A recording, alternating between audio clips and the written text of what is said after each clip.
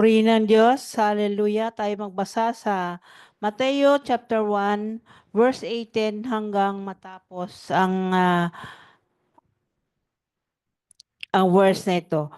Sa verse 18, sabi, ang pagkapanganak kay Heso Kristo. Andiyan na ang lahat sa verse 18. Ganito ang pagkapanganak kay Heso Kristo. Si Maria na kanyang ina at si Jose ay nakatakda ng pakasal.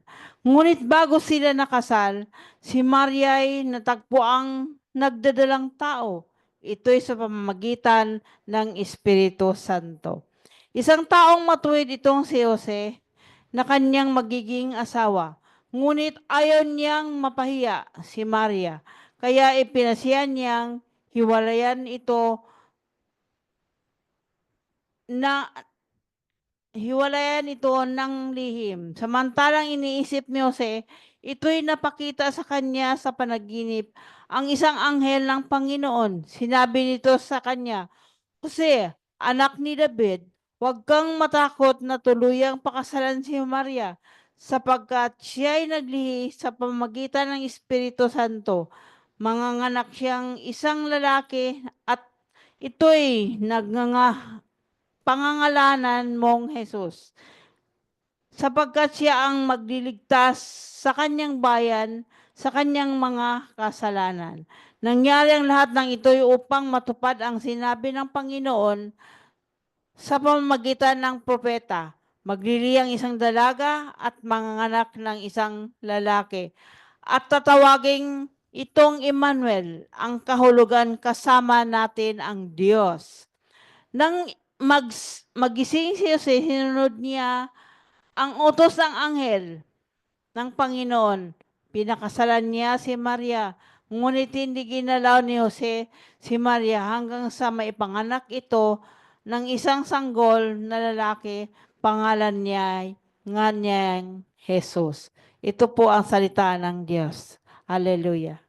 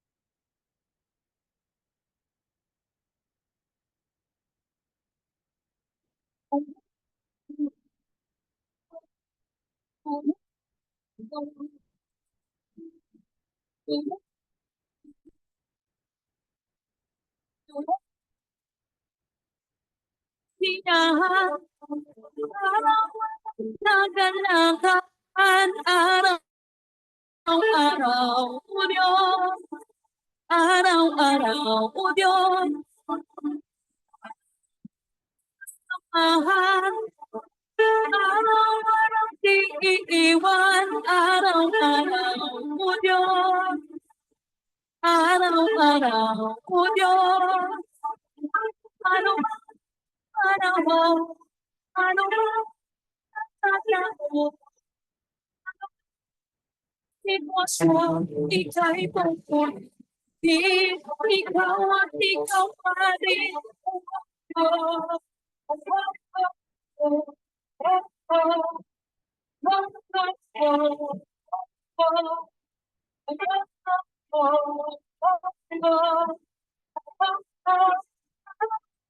Kasiyahan, nagalakan araw-araw mo Diyos, araw-araw mo Diyos, samahan, araw-araw di iiwan, araw-araw mo Diyos, araw-araw mo Diyos, araw-araw,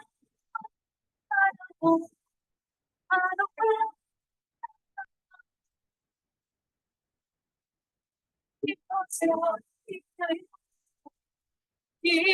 ikaw at ikaw pa rin,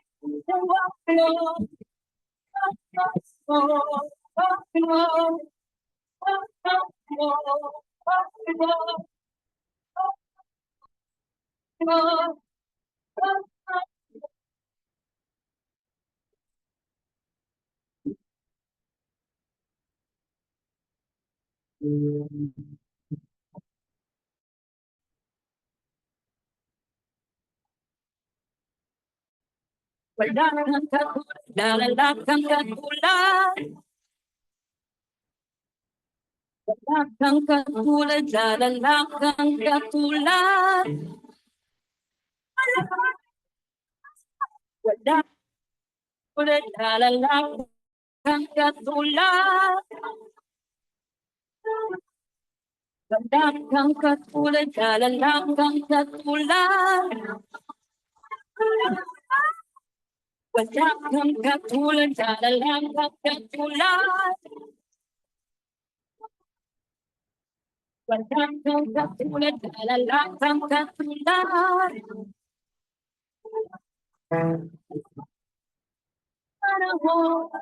Ano mang pagkakataon, ano mang maging sitwasyon, ika'y pupurihin.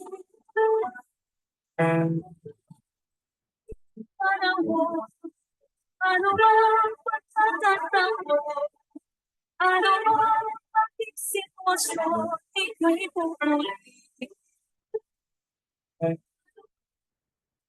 Ano mang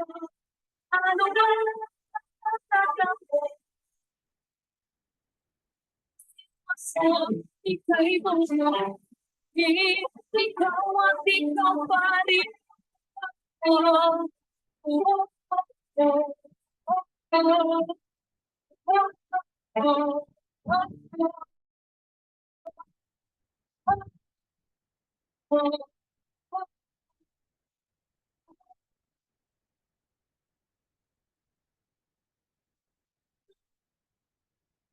Someone just continue to worship the Lord.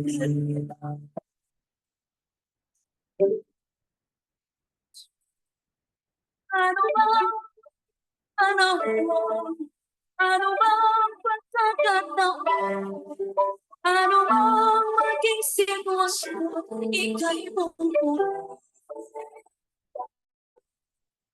Ano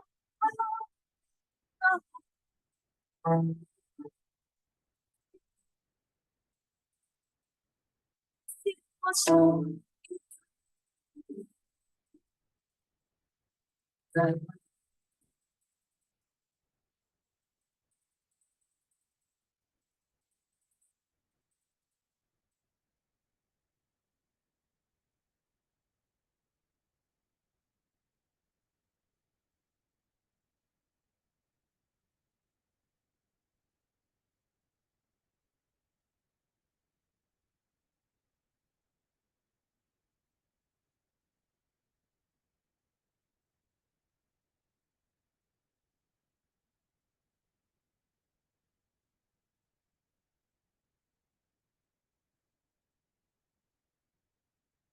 Purihin ng Diyos, magandang umaga po sa atin lahat.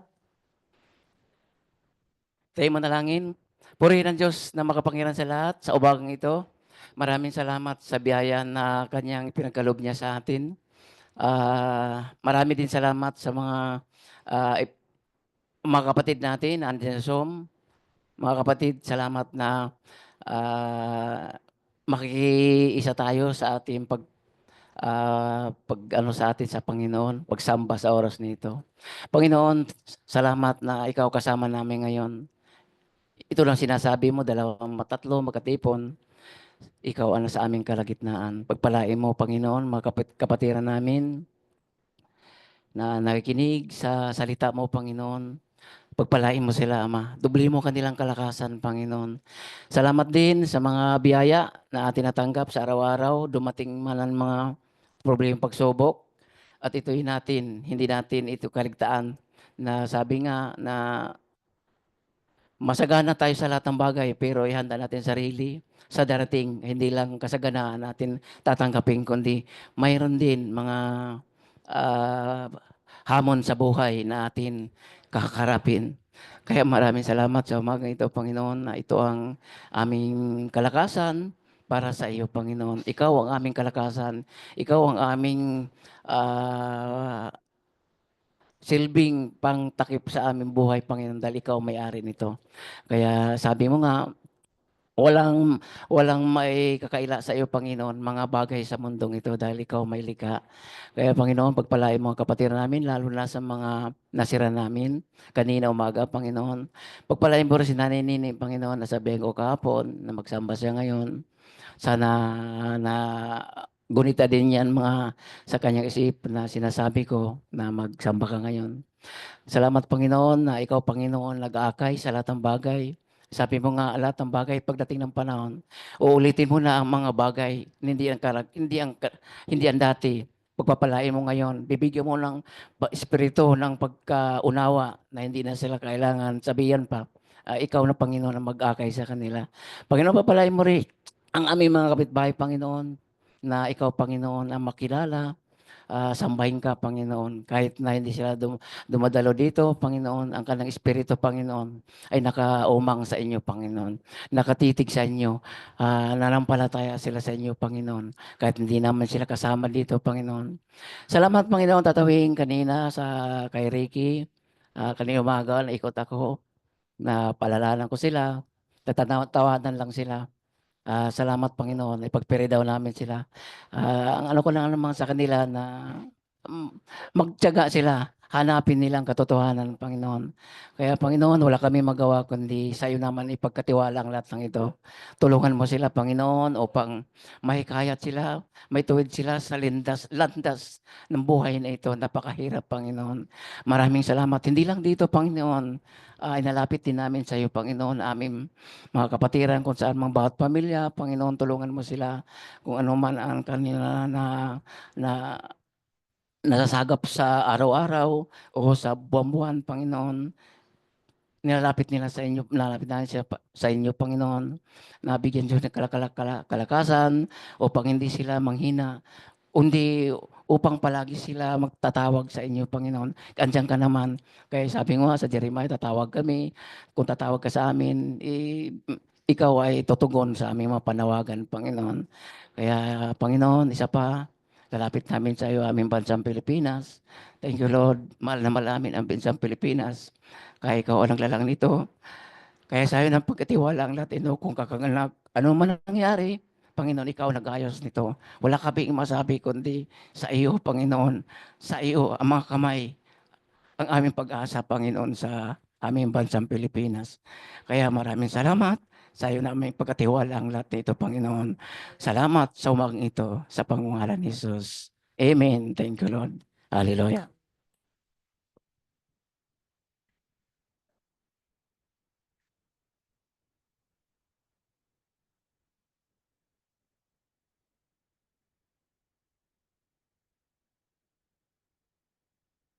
Amen. Purihin ang Diyos.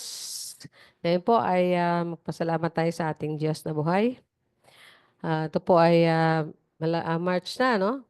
Season na ng malapit na yung season ng Semana Santa. Sa buwan po ng mga Hebreo, ang March 15 hanggang April 15, yan po yung unang buwan ng taon nila. So, New Year po nila ng March 15 more or less, no?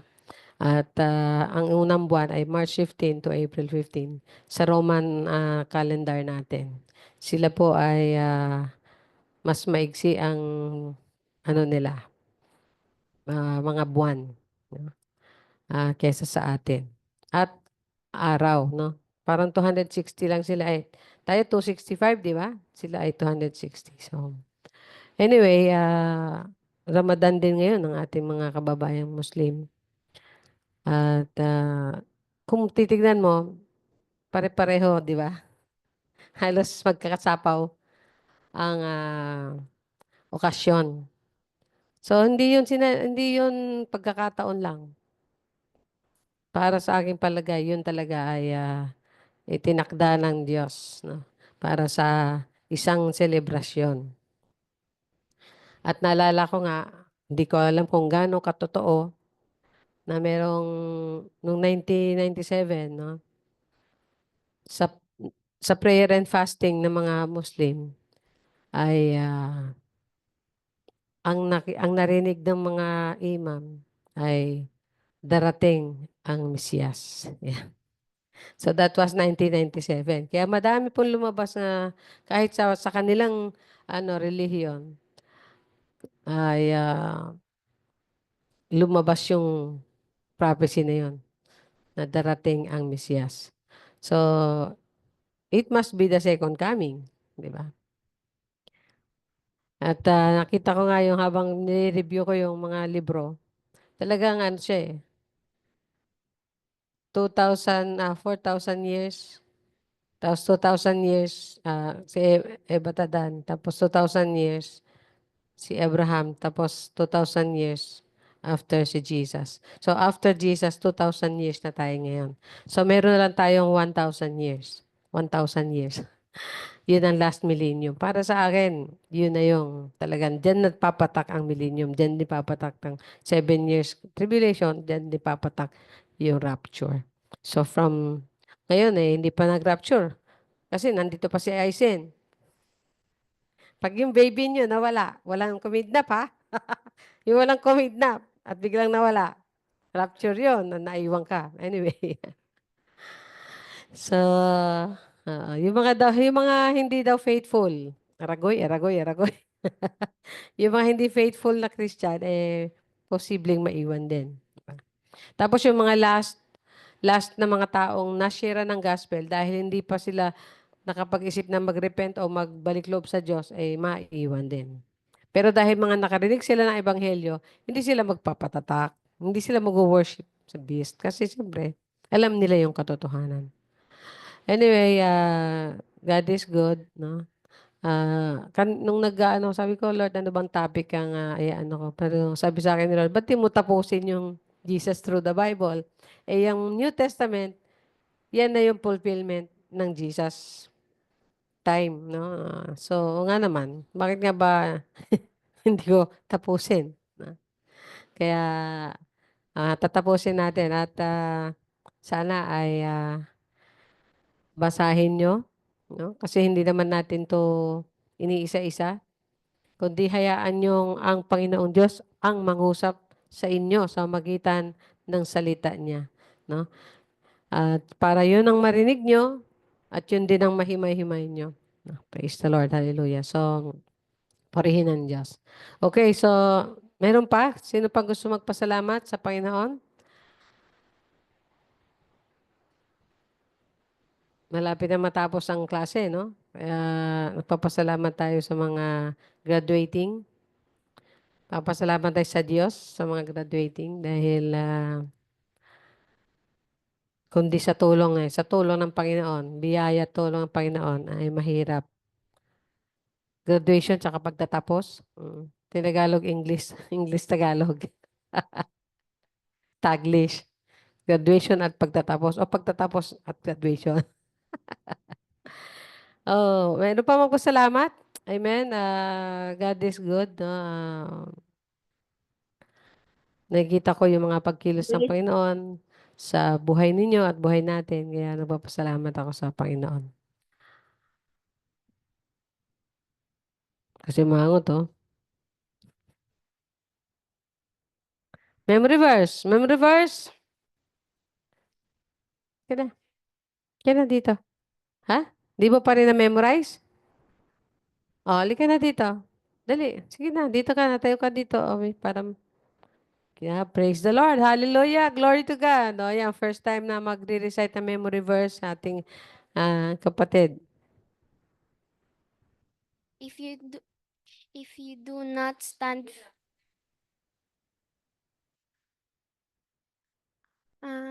Isaiah chapter 7 verse 9. If you do not stand firm in your faith, you will not stand at all. Wow, ang galing naman. Praise the Lord. Hallelujah. Ano ba ibig sabihin nun, be? Kung di daw tayo magpakatatag, nakatayo, dati pananampalataya, hindi tayo talaga nakatayo. Hindi tayo Okay. So, meron pa? Ikaw, no? Meron ka pa? Praise the Lord. Meron pa ba sa mga children? Yung mga children lang ba ang magme-memory verse? Huwag tayong papayag na children lang ang may memory. Mga itayo, ang matatanda, ang bandera ng matatanda. Ang dami namin pinagkakatawanan bilang 60 years old. No? 62 years old. Ako po yung mag-64 na, no? Praise the Lord. At Lord willing, kung lumakas-lakas pa ako, hindi lang 75, 85, 95, 2,000, 1,000, 105. Hindi pa mag-rapture. Praise the Lord. Hallelujah. Meron pa ba? Kung wala na, ay makinig tayo sa Bible Project.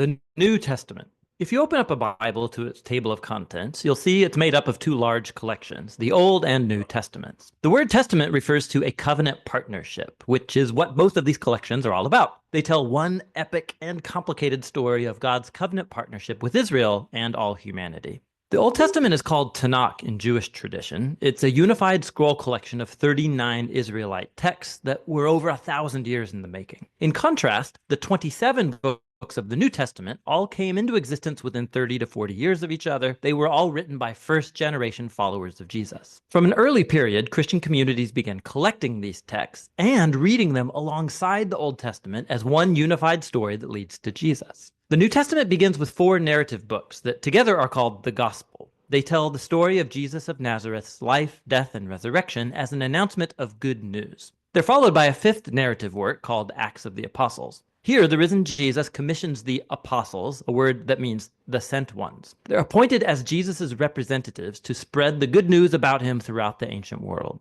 After Acts comes a collection of letters from the apostles. These were written to provide teaching and guidance for local communities of Jesus' followers called churches. There are 13 letters connected to the Apostle Paul, and they're not arranged in the order of when they were written, but rather from the longest to the shortest. Then there's the letter to the Hebrews, written by a close but unnamed associate of the apostles. After this are the letters of James, Jude, Peter, and John. 2 were brothers of Jesus, and 2 were among his first followers. The last New Testament book is the Revelation, a letter to 7 churches that reveals a prophetic word of challenge and comfort to all of Jesus' followers. So those are the books of the New Testament, but what are they about? And how do they connect with the Old Testament to make up one unified story? Think of it this way.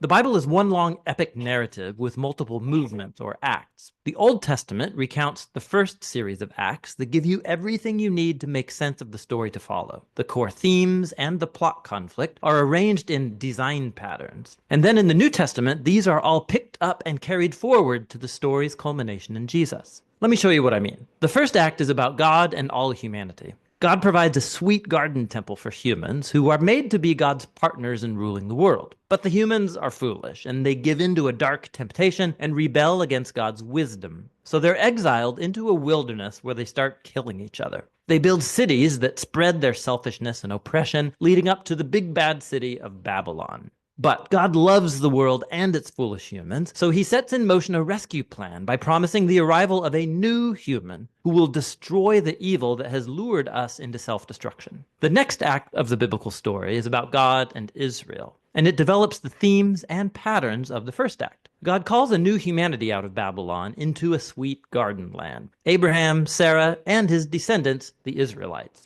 God promises that through them, divine blessing will be restored to all of the nations. Surely these are the new humans that we're waiting for, but the Israelites repeat humanity's rebellion against God, building their own violent cities that lead to self-destruction and another exile in Babylon. But God sustains his promise that the new human will come from Abraham's lineage. It will be a priest king who will now have to rescue both Israel and humanity from Babylon to restore God's blessing to the world. Now, notice how these two acts are designed according to the same pattern. The second act is a longer and more violent version of the first, and together they explore the tragic human condition, but they also highlight God's promise, which is developed more in the next act, the Old Testament prophets and poets. The prophets accused Israel and all nations of their evil, and they announced that one day God himself would arrive to bring the day of the Lord and deliver his world from Babylon. He would do it through a promised royal priest who's going to suffer like a slave and die for the sins of Israel and all humanity, but then he'll be exalted as king over the nations. He will call others to leave Babylon and join the new covenant people who will partner with God to rule over a new Jerusalem, that is, over a new creation. And so the Old Testament concludes by anticipating a new act in the story. And when you turn to the New Testament, it's the same story, now being carried forward in Jesus. Let's see how. The four gospel accounts introduce Jesus of Nazareth, both as the promised son of Abraham who will restore God's blessing to the nations, and also as that new human who will defeat evil and restore humanity to partnership with God. So Jesus is portrayed as a human, and more. He went about announcing the arrival of God's promised kingdom, and he spoke and acted as if he was Israel's divine king. But instead of calling himself king, Jesus referred to himself as the Son of Man, that is, the human one who would act like a servant. The Gospels are making the claim that in Jesus, Israel's God has become the faithful Israelite and the true human that we are all made to be but have failed to be. Jesus' mission was to confront that dark evil that lurks underneath humanity's evil, luring us into selfishness, violence, and death. But how do you defeat that kind of evil? The surprising answer in the Gospels is that Jesus overcame our evil by allowing it to kill him on his paradoxical throne,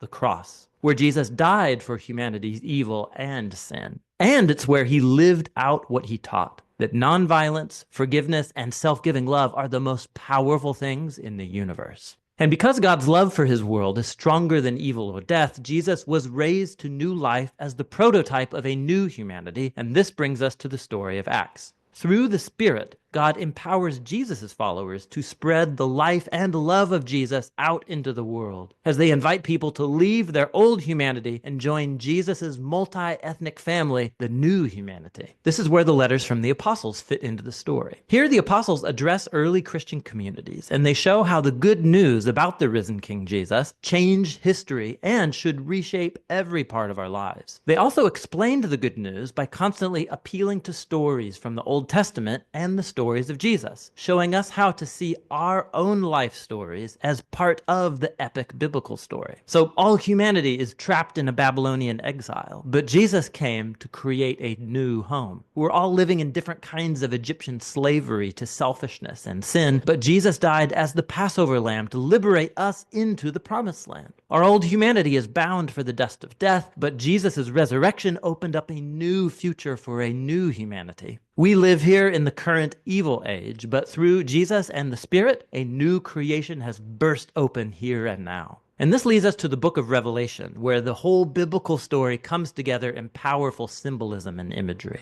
Jesus is portrayed as a slaughtered, bloody lamb who is exalted as the divine king of the world. He's leading his people out of slavery and exile in Babylon, And as they resist Babylon's influence, they may have to suffer alongside their slain leader. But when you follow the risen king, not even death can prevent the dawn of the new creation, which is here depicted as a new Jerusalem garden temple, the true home of humanity after its long exile. And so on the Bible's last page, heaven and earth are reunited, and the new humans take up their appointed task from the Bible's first page, to rule the world together in the love and power of God. The New Testament is a remarkable collection of documents. They represent the testimony of the apostles that points us to the risen Jesus himself. And through God's Spirit, these human words have been speaking a divine word of hope from the first century to the 21st. Each book shows how God, through Jesus and the Spirit, is leading our world to its ultimate goal in a renewed creation. And so the story's end is really the beginning of a new story that is yet to be told. And that's what the New Testament is all about.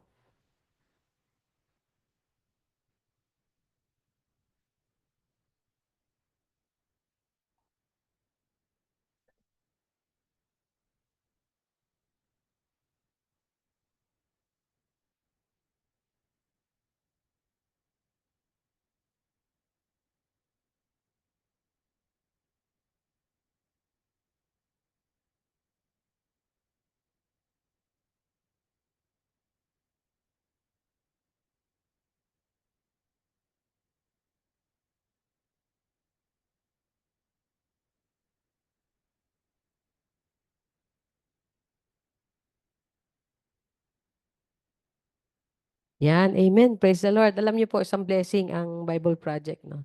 Dahil yung kanyang mga summary, teaching, mga ano, maganda yung pagka-research, kompleto.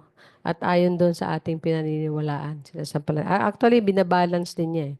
May balance din siya. Kasi nung sa Revelation, na meron din siyang mga ano, tinry ko. Kasi di ba madaming iba-ibang views na end times. Sinabi din niya doon.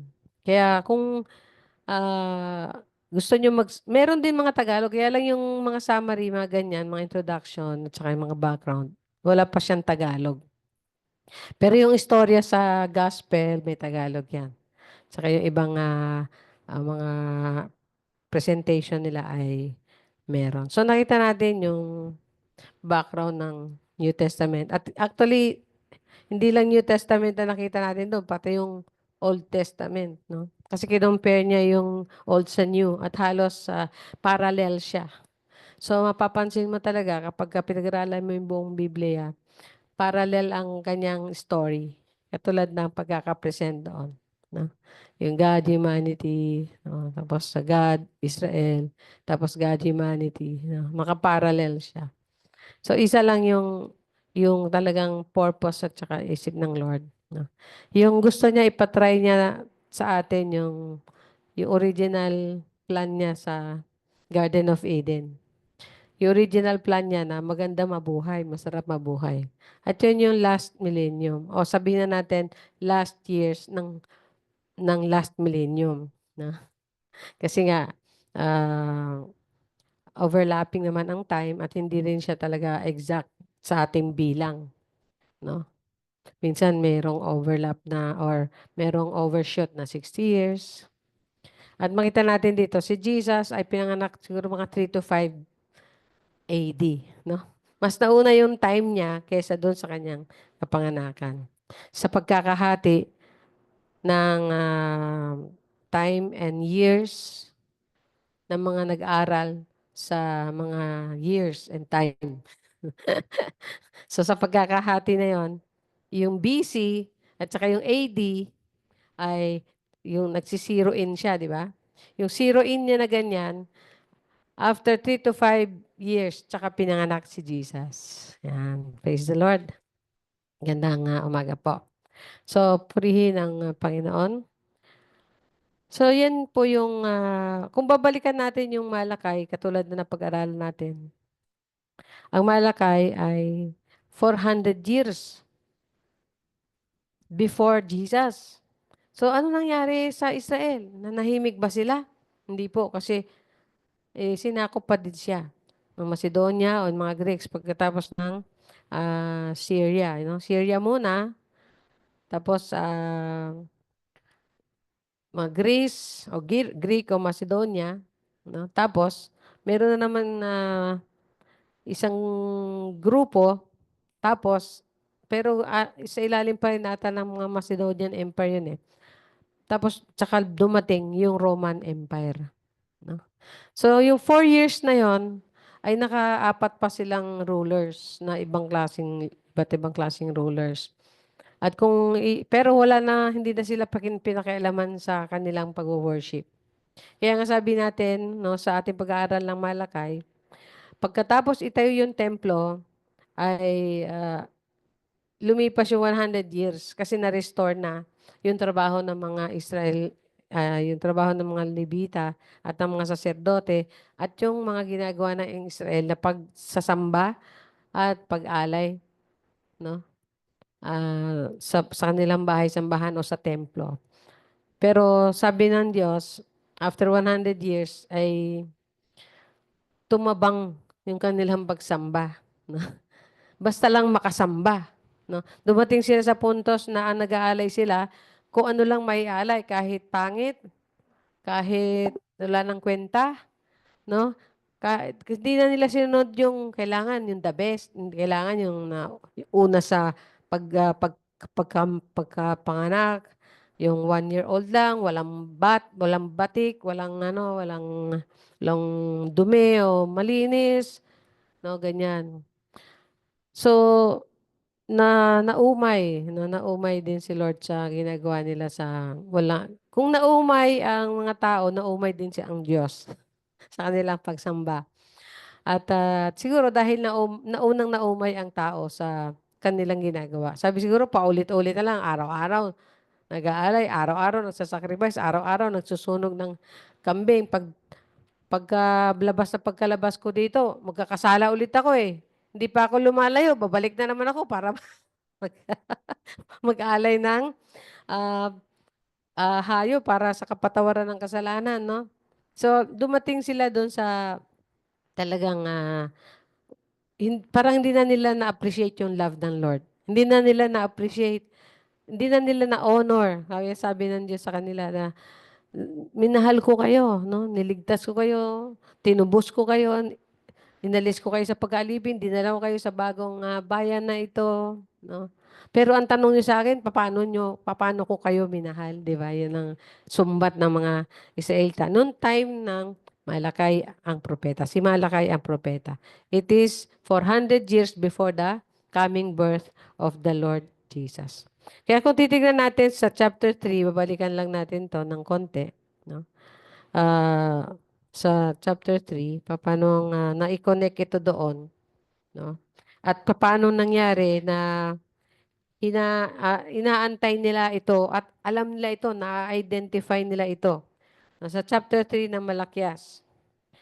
Dito tayo ano tayo ng Tagalog kasi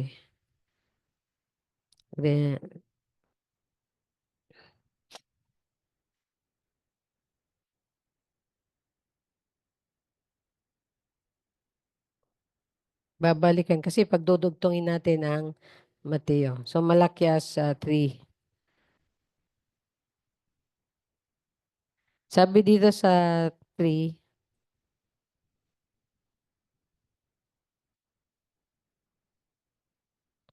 narito, sinusugo ko ang aking sugo upang ihanda ang daan sa unahan ko. At ang Panginoon na inyong hinahanap ay biglang darating sa kanyang templo. Ang sugo ng tipan na inyong kalulugdan ay narito dumarating, sabi ng Panginoon ng mga hukbo. Ngunit sino ang makakatagal sa araw ng kanyang pagdating? Ito biglang napunta naman doon sa end times. Unang pagdating ng Panginoon at pangalawang pagdating o yung tinatawag na huling o pangalawang pagdating ng Diyos. Ngunit sino ang makakatagal sa araw? Kasi ito judgment na. Ang kanyang pagdating at sino ang makakatayo kapag siya'y nagpakita? Sapagkat siya'y tulad sa apoy ng tagapagdalisay at tulad sa sabon ng mga tagapagpaputi. Siya'y uupong gaya ng nagpapakintab at nagpapadalisay ng pilak at kanyang dadalisayin ang mga anak ni Levi at kanyang lilinising tulad sa ginto at pilak hanggang siya'y maghandog ng matuwid na handog sa Panginoon. So, nandito yung naka-insert, yung cleansing ng temple. Cleansing ng temple hanggang sa pagdating daw ng tunay na handog. Yun yung hanggang siya'y maghandog ng matuwid na handog. Sino yung matuwid na handog? Si Jesus lang yun. No? So, nakakapagod po yung handog ka ng handog tuwing magkakasala ka. Pero sabi niya, magtiyaga lang kayo dahil darating naman ang talagang matuwid na handog. Darating naman ang talagang handog na isa lang at para sa lahat at sa lahat ng kasalanan. Isa lang na handog, minsan lang, para sa lahat at sa lahat ng kasalanan. At yan ay si Jesus. So, tama-tama naman na ito'y ano natin sa akmang kapanahunan dahil nga papasok tayo sa Semana Santa na. Di pa ba Ash Wednesday ang ating mga kababayan? So pumatak din pala sila halos sa no. Pero mas nauna pa yung Ramadan ng ating mga kababayang Muslim. So sabi dito, kung magkagayon, sabi dito, ang handog ng Juda at ng Jerusalem ay magiging kalugod-lugod sa Panginoon gaya ng mga unang araw at gaya ng mga taong nakalipas. Parang inano niya noon yung faithfulness ni Moses. Pagkatapos nung kay Moses, ay yun ang dumating yung nag-assign na sila ng mga saserdote at talagang sila ay masugid, no? Masugid sila sa paggampan ng kanilang paghandog at pag-alay. Kasi nung araw, pagka nagkamali ka ng alay, pwede kang patayin ng Diyos.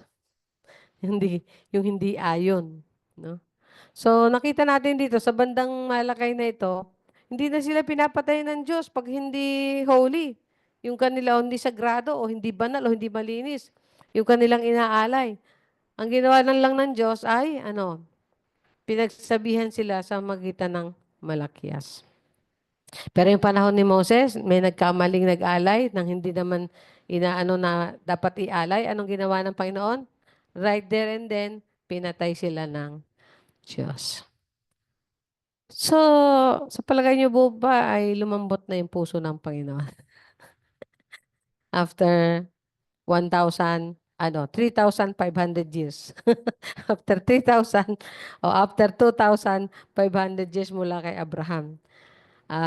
Yung pong magandang parallel pa, no? Yung si Abraham, siya yung picture ng amang Diyos. Yung anak ni Abraham na si Isaac, siya yung picture ni Jesus. So, inalay ni amang Abraham yung kanyang anak. Pero, nabalik din sa kanya. Dahil hindi natuloy yung alay at nabalik din sa kanya ito at binalik sa kanya ng Diyos. Pero dun sa parallel naman niya, ang Diyos inalay yung kanyang bugtong na anak. No? Pero tinuloy yun. Kasi yun na yun talagang katubusan. Yun na yun dapat na fulfillment. Kaya tinuloy yun. So parallel sila. At alam niyo ba, dahil doon sa nabasa ko mga kung saan inalay ni Abraham, yung kanyang anak na si Isaac, doon din pala napako si Kristo sa modern day ng panahon ni Jesus. Grabe, no? At kaya nga, pagka naitayo ulit yung templo sa Jerusalem, it will be the center of worship pa rin. Una, gagawing sentro ito ng Antikristo. Pero pag tinalo na sila ni Kristo sa pagbaba niya, sa pangalawang pagbabalik, kasama na mga na-rapture, hopefully, kasama tayo. At kung di naman tayo na-rapture, namatay tayo habang di pa sila namatay. Kasama yung mga namatay kay Kristo, bababa para pagharian ang buong mundo.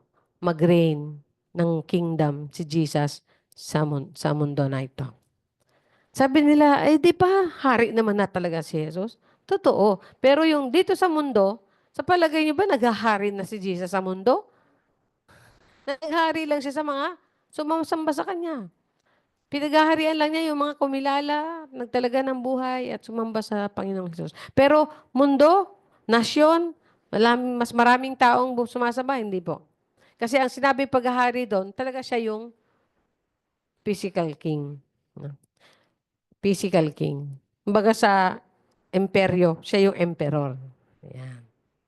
Kung sa kaharian, siya yung hari. Kaya nga siya na nga yung sasabihin na hari ng mga hari. Pero ngayon ba hari ba siya ng mga hari? Hindi pa po. Hindi nga siya kinikilala ng mga presidente. Kinilala ba siya ng hari ngayon ng England? Sana. Wish, di ba? Kasi sa England po, bawal po ang mga reformed people yan sa religion lang. Hindi po sila mga Catholic. Wala pong Catholic na nagli-leader. Ang leader po lahat dyan, puro mga reformed Christian. Sana, totoong mga Christian. Kasi hindi sila mga Catholic. Later on, yung Macedonia, na ngayon ay Italy, hindi pala Greece pala, yung dito banda, yung Italy, o Roma, ay, siyempre, sasamba din yan. Hindi na dyan na magiging sentro. Kasi nung naghahari pa ang Roma, ang sentro ng pagsamba doon sa Roma. Hindi sa Jerusalem. Pero hindi nila pinapakailaman ang mga Hudyo nung panahon ni Jesus. At bago yung, di ba, ang emperor noon, si Julius Caesar, emperor. Tapos ang hari noon, si Herod. Tapos yung governor noon, nung time na yon, si Pontius Pilate ata. Panahon ni Jesus. Pero namatay na yung unang Herod, yung Herod the Great. Namatay na yon bago ipanganak o pagkapanganak lang ni Jesus. Halos magkaanuhan lang. Kasi naalala niyo yun, di ba? Sabi nung pinanganak si Jesus, nako, magtago muna kayo sa Egypt. Kasi nga, yun, dahil sa galit ni King Herod, o dahil sa insecurity niya, lahat ng batang pinanganak ng 2 years old pababa, pinapatay niya, yung lalaki Kasi nga, siya yung pinanganak na hari ng mga Hudyo o yung magiging hari ng mga Hudyo o King of the Jews kung tawagin. So, sabi niya, ganun Kasi nung time na yun, siya yung King of the Jews. Walang ibang hari. Sabi niya, pinanganak na daw yung talagang hari ng Hudyo. Tapos hindi na bumalik sa kanya yung 3 pantas. Kaya ang ginawa niya, pinautos niya, patayin yan. Pero it will never happen. Nakita natin dito yung unang lesson about God. Jesus, or God, will never fail. No? Yung sovereignty niya, matutupad yan. Yung faithfulness niya, nandyan. Yung plano niya, matutupad. Nandyan yan. No? Kaya kahit na anong mangyari, yung plano ng Diyos sa buhay mo, ang mananaig. Hello?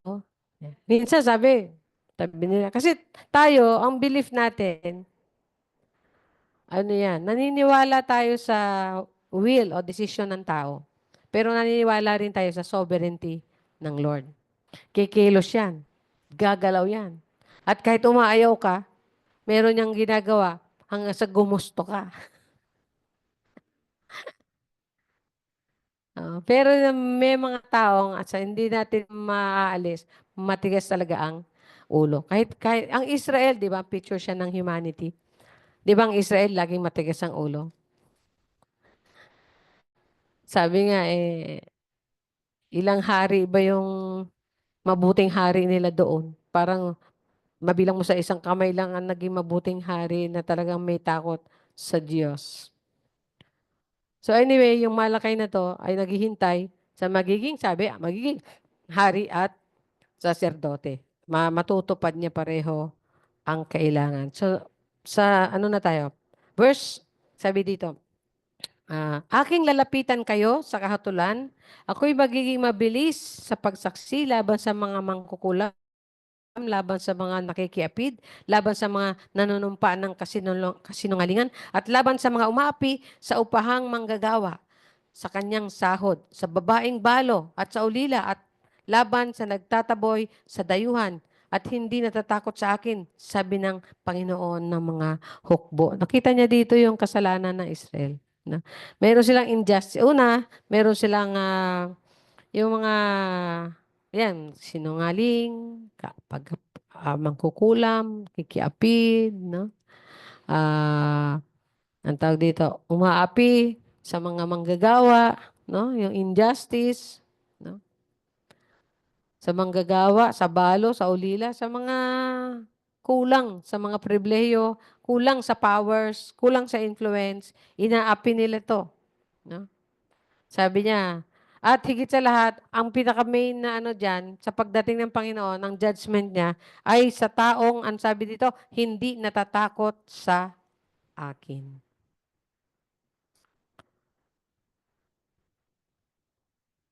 Yung nauso daw yung grupo ng saserdote at hindi pala saserdote, Pariseo, sorry. Nauso yung grupo ng Pariseo laban sa Saduceo. Ilang taon bago dumating si Jesus. Meron akong ano dito pattern na siguro mga ilang taon lang, no? Na dumating na si Jesus nandun na yon. At magkaibang sila ng paniniwala. Yung mga Pariseo, naniniwala sa Torah o sa Tanakh, yung buong Old Testament, Tanakh ang tawag doon, no? Yung kasama yung Torah, Nevi'im at Ketubim, ibig sabihin, ay naniniwala din sila sa ibang writings. Parang na-imagine ko yung ating mga kababayan na Catholic. Hindi lang sila sa Bible naniniwala. Naniniwala din sila sa ibang katuruan. Ganyan pala ang mga Pariseo. Yung sa Diseo naman, totally di naniniwala sa scripture. Diyan sa Tanak na yan. Ano lang yan? Story. Magandang babasahin lang yan. Story to tell. Sabi yan, ganon. Yun ang kaibahan. So tayo, nandun tayo sa gitna. Naniniwala tayo sa talagang, naniniwala tayo doon sa talagang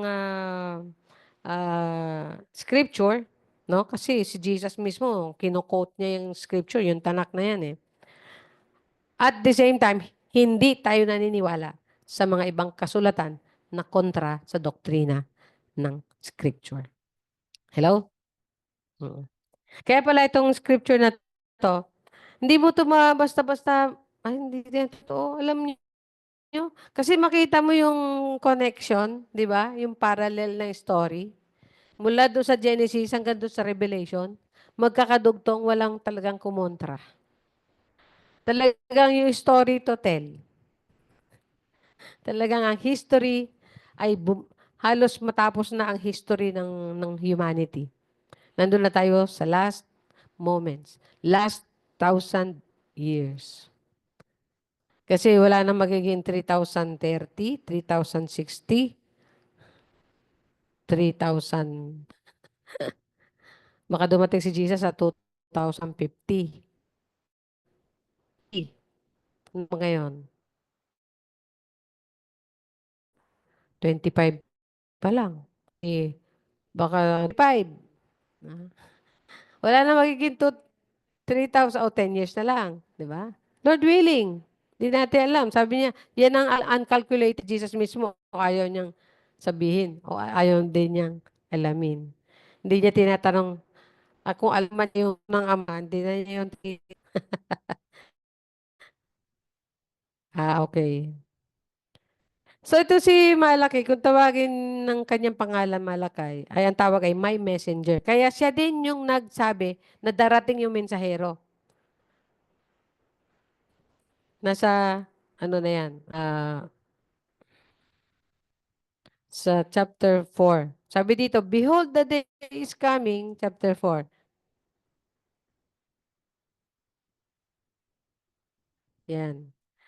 Sapagkat narito ang araw ay dumarating na gaya na nagniningas na pugon na ang lahat ng palalo at lahat ng gumagawa ng masama ay magiging parang ipa at ang araw na dumarating ang sunog sa kanila. Sabi ng Panginoon ng mga hukbo, ano pat hindi mag-iiwan sa kanila ng ugat ni sangaman. Napag-usapan natin dito yung title ng Diyos na ni Jesus na Panginoon ng mga hukbo.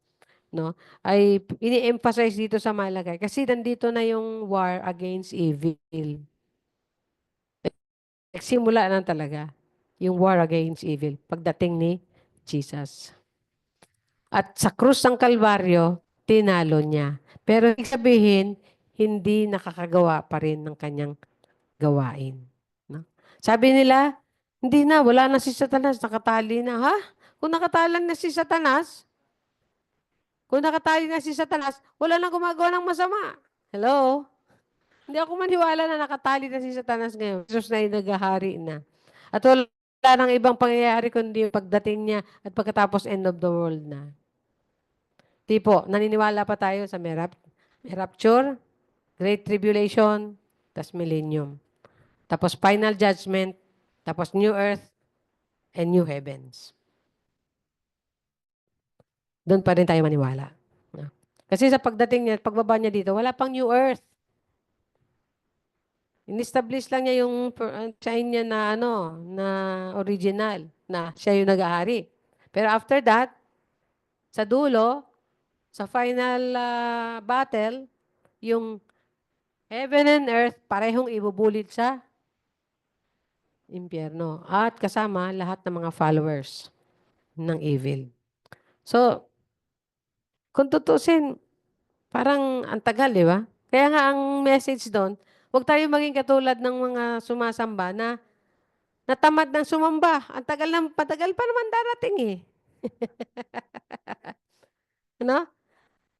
Oo, matagal pa naman darating. Okay na rin naman yan. And sabi nga doon, yung mga na-rapture na kay Jesus, pagdating doon, walang reward. Yung iba. Yung iba, madami. Iba, konti. Kasi rewards night yun eh. Pero ligtas sila. Ligtas sila. So sabi dito, ngunit sa inyo na natatakot sa aking pangalan, and then yung fear of the Lord, ay sisikat ang araw ng katwiran na may pagpapagaling sa kanyang mga pakpak. Kayo'y lalabas at luluksong parang mga guya mula sa silungan. Inyong yayapakan ang masasama sapagkat sila'y magiging abo sa ilalim ng mga talampakan na inyong mga paa sa araw ng aking inihanda, sabi ng Panginoon, ng mga hukbo. Yun yung battle, no? Kaya dalawa yung battle niyan eh. Yung Armageddon at saka yung Gog and Magog. Yun yung final battle. Yung Armageddon, yun yung time na kukunin nila ang hari ng mga demonyo at itatali o ikukulong sa napakalalim na walang na lalim. Hindi ko, no? Yung, ano talag dito, doon siya ikukulong. Tatalian siya doon. At pagkatapos maghari si Jesus. At pagkatapos nung pakakawalan siya para magkaroon ng final revolt and final battle. Yun naman sa Gog and Magog. So, ano ibig sabihin nun? Ay, kasi yun ang plano niya eh. Gusto niya maranasan pa rin ng mundo. Yung una niyang design. And that is, nandun yung paghahari niya. Sabi nga, di ba? Hindi na kailangan ng electricity. Wala ka nang babayarang kuryente. Kasi maliwanag lagi. Kasi siya nga ang ilaw daw. Oh. Hindi ka na magtatrabaho kasi kukuha ka na lang ng prutas at gulay. Hindi ko alam kung pwede pang kainin yung mga hayop. Kasi sa panahon na yan, yung mga hayop, yung leon at saka tupa, magkaibigan na. Magsasama na nga. Naglalaro na nga. Nangangkagat-kagat na nga. Parang imagine natin yung pusat aso na, di ba? Naghaharutan. Kagat-kagatin niya. Tapos hinaharot-harot niya. Di ba? Oo, naglalaro. Parang yun ang picture. Pagdating. At yung pinaka-bata na isinumpang bata daw na mamamatay. 100 years. Sinumpa ka na noon. Sa panahon ng millennium. Oh, nakasumpa na yun. Di ba yan sinasabi? Yan yung mga picture ng pag nag-reign si Jesus. Kaya nga sabi ko, pag hindi totoong physically o sabi natin na tawag dito, Hindi ito literally, no, na sinasabi. Sa sobrang dami ng description ng reign ni Jesus at yung description niya, paano mangyayari sa mundo. Imposibleng hindi literal yun. Di ba? Sabi nga niya, pagka sinipon ka, magano ka ng dahon diyan, kainin mo. Yun lang. Wala lang medicine. Kasi nandun na yung healing. Wala lang, doktor. Ewan ko lang, paano ba mangyayari yun? May trabaho pa ba doon? May trabaho, di ko alam. May business na ba? May business pa ba? Meron pa.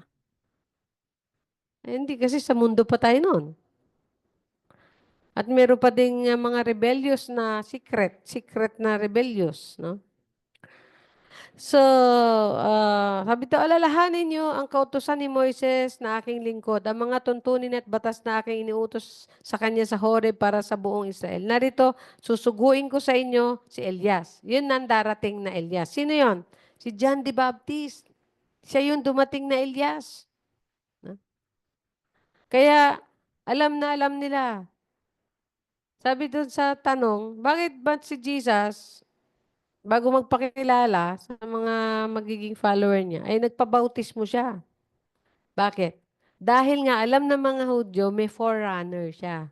Sino yung forerunner niya? Si Jesus, si John the Baptist. Kaya sabi dito, susuguin ko sa inyo si Elias na propeta bago dumating ang dakila at kakilakilabot na araw ng Panginoon. So, dalawang Elias pa daw. Elias number 1, si Elias na totoo, at ito naman si Elias number 2, si John the Baptist, at Elias number 3.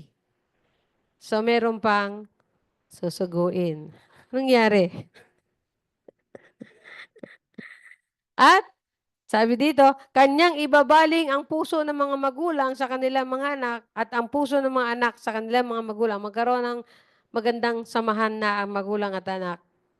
Upang hindi ako dumating at saktan ang lupain ng isang sumpa. So, yun yung mga prophecy na makikita nyo na kino-quote dun sa number 1 na kino-quote sa New Testament.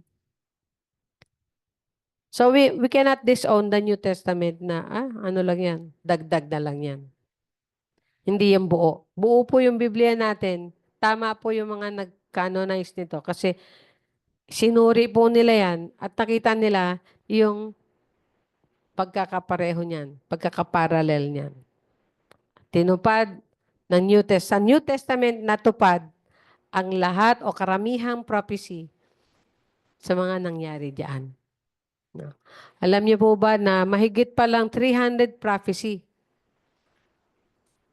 So, hindi ko lang alam kung ilan yung natupad kay Jesus. Kung ito'y 290, 10 na lang. Parang ganon. No? Dahil, hindi, ang hirap ilista, no? Pero maganda, inisip ko na rin, at tignan ko nga yun, paano iparallel. Pero meron nang nag-aral yan eh. Kaya lang yung sa tinitignan ko doon sa isang study Bible, binilang ko lang eh. Yung parang 40 plus na ano dito, na prophecy. At lahat yon kinote to. Kinote dito yon sa New Testament. Kino-quote niya yung mga nakikita niyang na natutupad dito. So ako na-amaze ako, no, na yung talagang kinasihan. Ang Biblia natin kinasihan ng Espiritu ng Diyos. Kaya nga po, mahalin nyo ang Biblia kasi ito po talaga isinulat personally para sa atin. No? Naalala ko gusto ko yan yung sa Isaiah. Dito po sa, yung Isaiah 7:14. Tiyan natin dito. Yung kinote nila. 7:14. Be, ano yung kinote mo kanina? Anong verse? Verse 9. 7:9? Tapos sa 7:14 sabi dito, kaya't ang Panginoon mismo ang magbibigay sa inyo ng tanda narito isang birhen ang maglilihi at manganganak ng isang lalaki. Ang hirap ng tanda na yan, ang nakaalam lang yung mga close ni Mary at saka ni Joseph.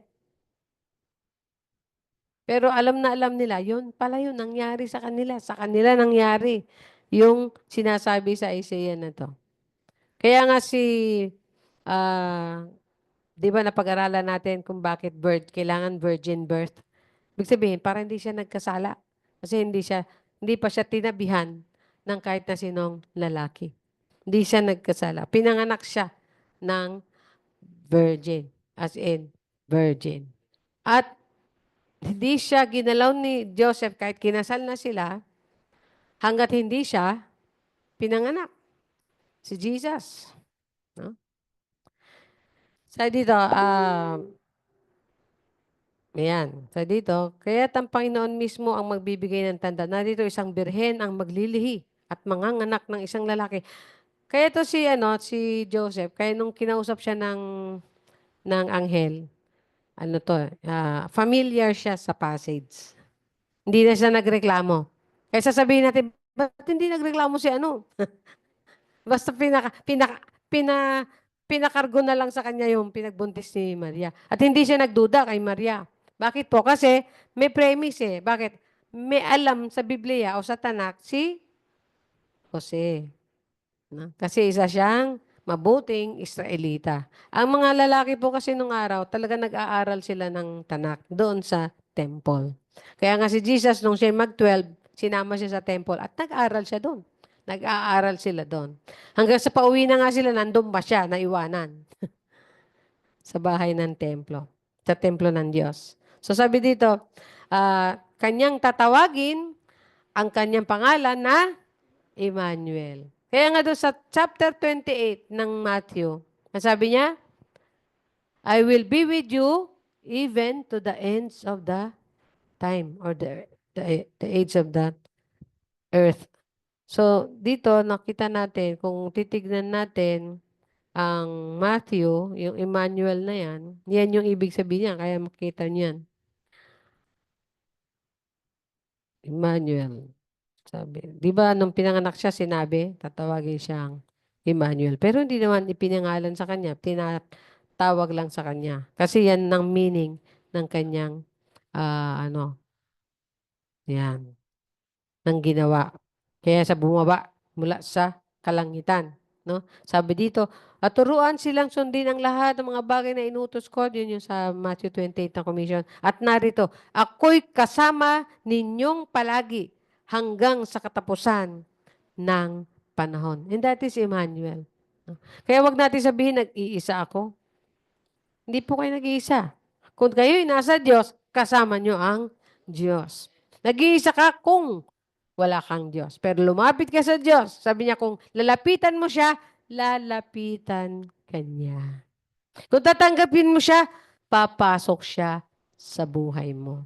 Praise the Lord. Hallelujah. Kaya tayo po, kung tutuusin, sa panahon po ngayon, uso yung, yung issue ng mental health, yung nababaliw-baliw. Bakit? Kasi malayo sa Diyos eh. Hindi niya kilala yung Emmanuel, na si Jesus is with us. God is with us. No? Nung umalis na si Jesus, natakot ang mga niya, yung kanyang mga disciples. Pero sabi niya, huwag kayong mangamba. Huwag kayong magulumihan, huwag kayong mag-worry. Dahil pagdating ko doon, sabi niya, papadala namin. Sabi niya, kayong mga mananampalataya, kayong mga sumusunod sa akin, maninirahan kami sa inyo. Papadala niya ang banal na Espiritu at maninirahan sila. No? The fullness of God will be in us. And that is in the person of the Holy Spirit. At sabi niya, kasama ninyong, at narito, ako'y kasama ninyong palagi hanggang sa katapusan ng panahon. Praise the name of the Lord. Alam niyo po ba naman, naniniwala po ba kayo doon? Makita natin, yung mga years past, 400 years, natupad yung, actually 460 years, natupad yung pangako ng Diyos kay Abraham. nung inalis niya na yung kanyang, sabi niya 70 persons lang kayo dyan sa Egypt eh. Ngayon, milyones na kayo. At ngayon, pinakinggan ko na yung mga samo nyo. Dahil tutuparin na niya yung pangako niya, nadadali na niya siya sa lupang pangako. Kaya yun, mahigit almost 3 million na tao dinala ni Moses sa lupang pangako. Actually, hindi pa sila talaga, hindi sila nakapasok lahat. Yung sumunod na generation ang nakapasok kasi pinatay ng Diyos lahat ang unang lahi, ay yung anong generation. Kaya nga 40. Kaya sabi nila 40 years is one generation. Pero minsan, parang 100 years din. Ang nakapasok lang doon ay si Joshua at saka si Caleb. Kasi pinatay lahat sila ng Panginoon doon. Inubos lahat sila doon. At yung mga new generation, yun yung pumasok sa lupang pangako. Anyway, at least alam nila na yung mga anak nila ay nakapasok doon. Yun na lang ay kasisiya mo. At ano pa yung sinasabi na isang verse dito sa chapter 8 ng Isaiah. Tingnan natin. Chapter 8 ng Isaiah. Balik tayo sa Isaiah. Okay. 8:8. Sabi dito. Ayan, sabi dito.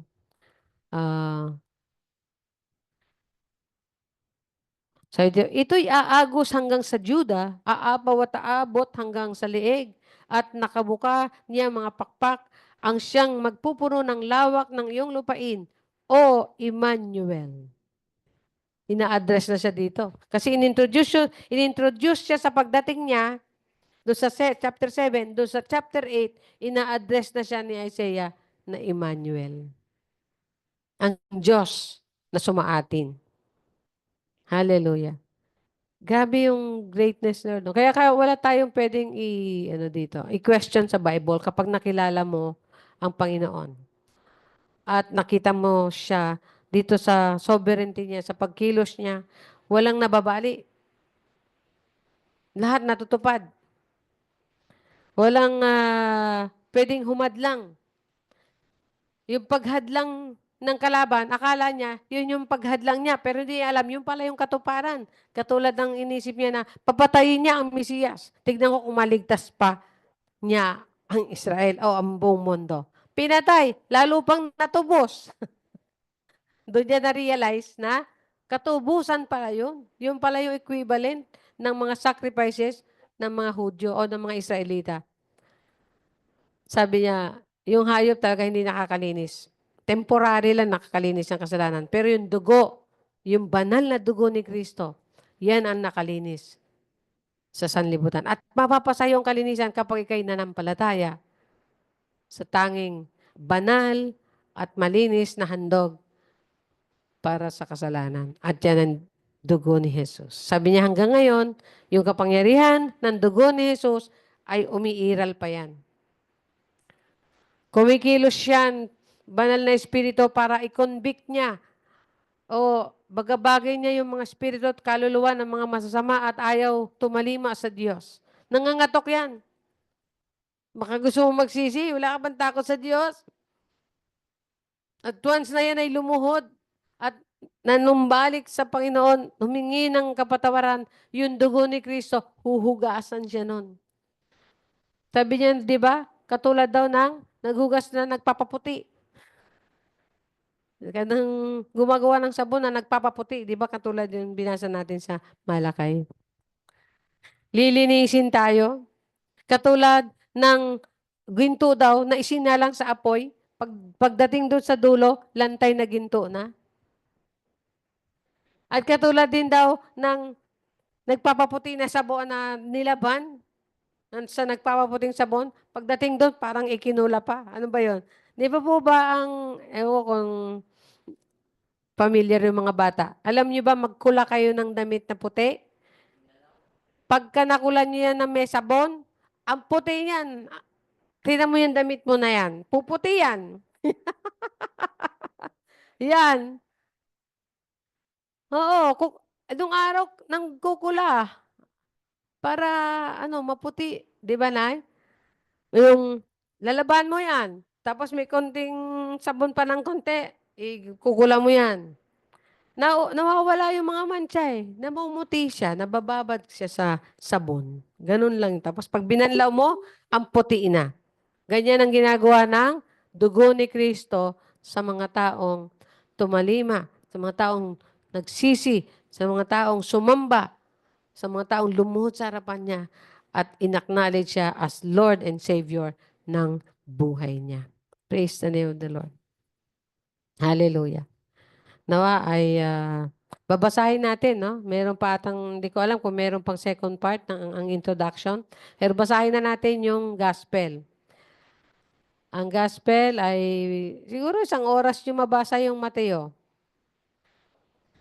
Kasi kung 28 yan, natig 10 minutes, 280 minutes. Ang 280 minutes, divided by 60. Kasi ang 60 minutes ay 1 oras. Oh, 280 minutes divided by 60. Ano marunong sa division dyan? Nag-isip na yung darling ko. Kasi yung tatlong 60, 180. O di 3 oras. Ba, mahatagal pala yun. Basahin. 3 oras. Nung nakikinig ako ng Bible radio, yung chapter 1, 3 minutes and 12. Yung isa, chapter 2, 3 minutes and something. Tapos yung sumunod na bandang, hindi ko alam kung 4 or 5.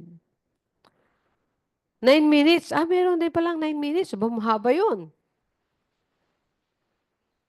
So, hindi naman siya 10 minutes lahat. Yung ibang chapter ay 3 minutes lang. Babasahin mo. So, ganun yung love, no? Kita natin dito, from the beginning till the end. Isa lang yung nanaig sa damdamin ng Diyos sa mga nilikha niya. At yan ay yung pag-ibig.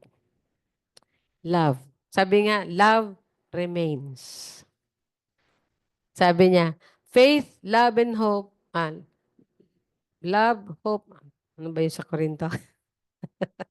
Sabi niya, faith, hope, and love. Sabi niya, these three remains, but the greatest of these is love. Sabi nila, anuhin mo yung knowledge ng Biblia kung wala ka namang pag-ibig sa Diyos at sa kapwa mo.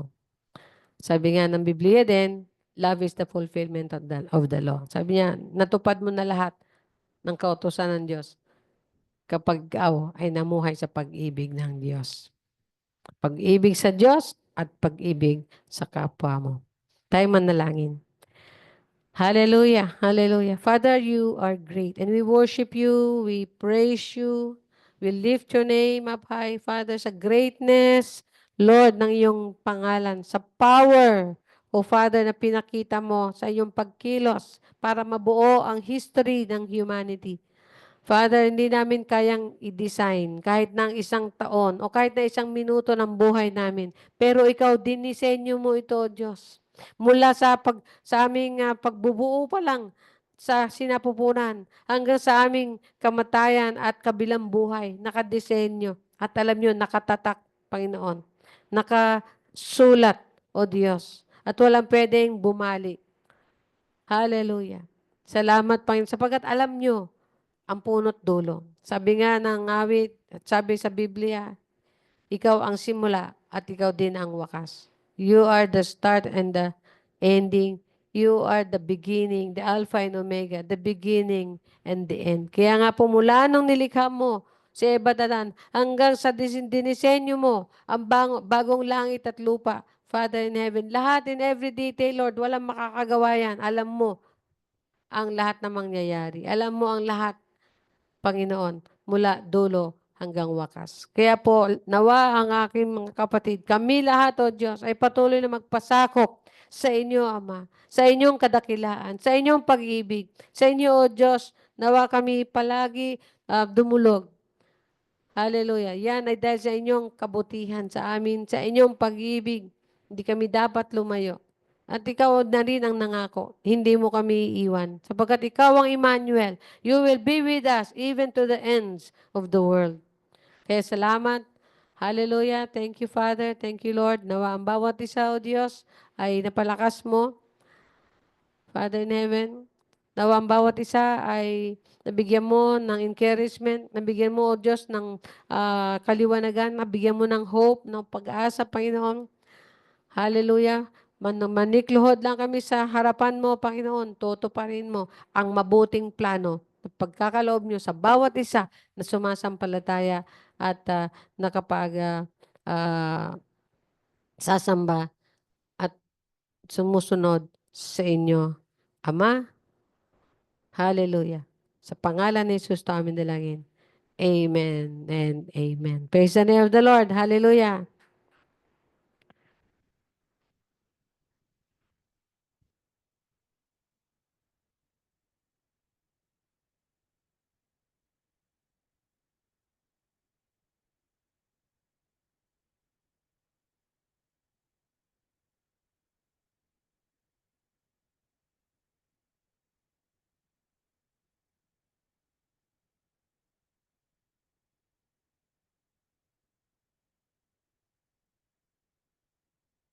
Purihin ng Diyos, salamat sa umagang ito. Tayo may bigay sa ating Panginoon. Salamat po sa mamaw sa panalangin sa ating pagbibigay sa Diyos. Purihin ka, Ama, maraming salamat sa katastasan. Ikaw ang Diyos, ang katastasan. Dito kami sa iyong harapan upang manghingi ng kapatawaran, Panginoon. Pakalinisin niyo kami, Panginoon, una sa lahat. Sa aming pagsalita at sa gawa, Panginoon, kami ay hindi karapat dapat sa iyong harapan. Panginoon, salamat sa aming paghandog, Panginoon, pagpalain mo ang bawat kamay, lalo na sa mga kapatiran namin kung saan naabot nito. Sa SOM, Panginoon, pagpalain mo sila, Panginoon, may trabaho man sila o wala, Panginoon, maiisip nila, Panginoon, ikaw, Panginoon, ang pinagmulan ng lahat, Panginoon. Maraming salamat din sa mga pagpapala mo na amin natamo, Panginoon. Pag ikaw ang nagbigay, Panginoon, sobra-sobra, Panginoon. Kaya na ano ka, Panginoon, sa mga patawarin mo rin kami, Panginoon, kung aming pagbibigay hindi mula sa puso, Panginoon, pero ang lahat ng ito ay galing sa inyo, Panginoon. Kami bibigay alang-alang sa aming pagmamahal sa inyo, Panginoon. Maraming salamat. Pagpalain mo ang bawat kamay, pagpalain mo rin ang bawat kapatiran namin na naglilingkod sa harapan ng Panginoon. Salamat sa aming church na ito, Panginoon. Patuloy mo ito pagpalain, patuloy mo ito paglagawin, Panginoon. Kasi ang dami ng buhangin sa dagat, Panginoon, ang maakin namin sa pangalan ng imbugtong na anak ni Diyos. Ngayon at magpakailanman, salamat sa aking pagbibigay, handog, papuri sa iyo. Sa pangalan ni Jesus. Lahat magsabi ng Amen. Thank you, Lord. Hallelujah.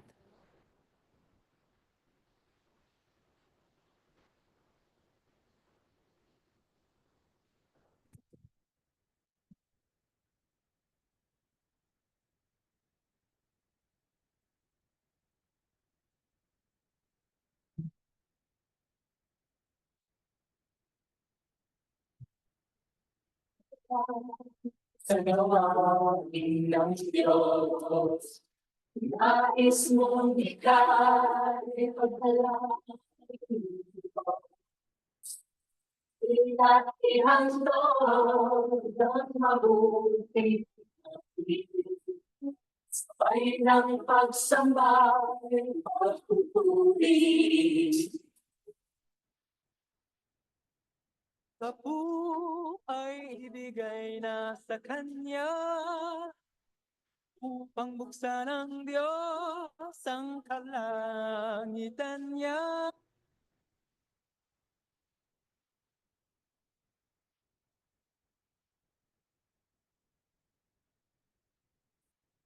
So, tayo manalangin para sa pastoral na panalangin. Ano bang, ngayon, date ngayon? 9. Pang ilang linggo? Pang second. So, third, fourth, may dalawa pa. May dalawa pa. Matatapos na kagad ang March. At pagkatapos, malapit na naman ang Christmas. Di ba? So, tayo manalangin para sa pastoral na panalangin. Hallelujah.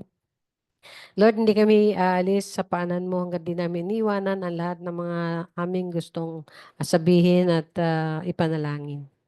Una, sa mga mahal namin sa buhay, Father, we leave them to you. We entrust them unto you, Lord. Ikaw ang mangusap. Ikaw, O Diyos, ang lahat magbantay sa amin. Ikaw, Panginoon, ang mag-direct ng aming mga gawain, ang aming mga plano sa buhay at ang aming lahat ng mga ginagawa. Nawa, O Diyos, ay para sa ikalalwalhati lagi ng iyong pangalan. Ikalulugod at kasisiyan ng iyong puso, Ama namin Diyos. Kung meron po kaming mga dapat ituwid, Lord, you make a way for all of us. Ikaw ang Diyos, ikaw ang Ama. Di ka naman basta nang iiwan sa inyong mga anak. Ikaw po ang may paraan sa aming lahat. At tinataas namin ang mga nangangailangan. Salamat po, ikaw ang aming provider. Sa mga may sakit, ikaw ang aming healer. At sa mga nag-iisa, ikaw ang aming kasama. Hallelujah. You are our Jehovah Shammah. Glory to your name. Ikaw din ang aming righteousness. Kung meron man kaming hindi magawang tama, paliguan mo kami, O Diyos, ng iyong spirit, banal na dugo at yung salita. At ikaw ang aming katwiran. Ikaw ang aming Yahweh Chidkeno, ang aming kabanalan at katwiran. Kaya thank you, God. Hallelujah. Tulad ng panalangin kanina ng aming kapatid, mula bansa namin hanggang pamilya namin, ang aming dinadalangin ay pagharian mo, nawa. Pagharian mo, Panginoon, ang bawat isa. Upang sa ganon, sa lahat ng pagkakataon, O Diyos, kami handa na sumalubong sa inyo sa kalangitan. Father, madami nang umiinit na, tapos umuulan, kailan madaming kakaproblema sa baga, sa health, nagaming nagkakasakit. Pero salamat sa protection mo. Lord, ang inyong mga anak ay bigyan mo ng mga karunungan, kaalaman at para sa ganon ay hindi kami ignoramos sa mga nangyayari sa kapaligiran. Ang aming environment ay iba-iba na ang nangyayari. Kaya nawa, O Diyos, hindi lang protection mo ang kailangan. Ang kailangan din ay aming pagtugon, pagsunod sa mga pinrovide nyo sa amin mga kaalaman, Panginoon. Higit sa lahat, siyempre, ang iyong pagbantay sa aming lahat. Thank you. Thank you, Lord. At ikaw ay laging nakabantay sa amin. At panalangin namin si Pastor Dennis, tulungan niyo siya, tulungan niyo ang kanyang pamilya, misal na ngayon na nasa abroad ang kanyang misis. Lord, thank you. Paalala mo at lagi mong ipadama sa kanya na naroon ka, katabit kasama niya at may ginagawa at kinikilos para sa ikabubuti nila, pamilya. Thank you, Lord. At sa lahat po ng mga nag-iisip ng kabubuti para sa organisasyon ng mga pastor sa aming na distrito sa magiging eleksyon ng para sa bagong pamunuan. Father, panalangin ko, ikaw ang manaig. Ang kalooban mo ang manaig. We lift everything to you. We entrust everything to you, Lord. Mangyari ang dapat mangyari ayon sa inyong kalooban, Ama, tinataas namin sa inyong lahat ito. Hallelujah. Thank you. Thank you. We praise you. Thank you for answering all our prayers. In the mighty name of Jesus. Amen at amen. Hallelujah. At para sa basbas ng ating Diyos na buhay, we give you glory, God. Hallelujah. Salamat aming Diyos na nagmahal sa amin ng tapat. O aming Diyos na hindi kami napapabayaan, hindi kami kinakalimutan, hindi kailanman. Sabi nga, hindi man lang pumikit o kumurap sa pagbabantay niyo sa amin, O Diyos, at sa iyong anak. Na aming kapayapaan. Ang aming kagaanan ng loob, O Diyos. Hallelujah. Ang aming tagapagligtas. Hallelujah. At ang katunayan ng iyong pag-ibig at ang iyong salita sa aming Panginoong Jesus. At sa banal na Espiritong pinagkaloob niyo, Panginoong Diyos. Hallelujah. Nawa ay patuloy na kami samahan. Patuloy, O Diyos, na kami aliwin. Patuloy, Panginoon, na kami palakasin at bigyan ng kapangyarihan upang mapagtagumpayan ang buhay na ito na aming hinaharap sa araw-araw. Hallelujah. Salamat sa dakilang basbas ng iyong kapangyarihan at iyong presensya. Hallelujah. At iyong pag-ibig. Ngayon at magpakailanman.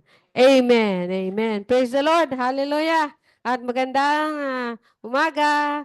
Picture taking po. Documentation.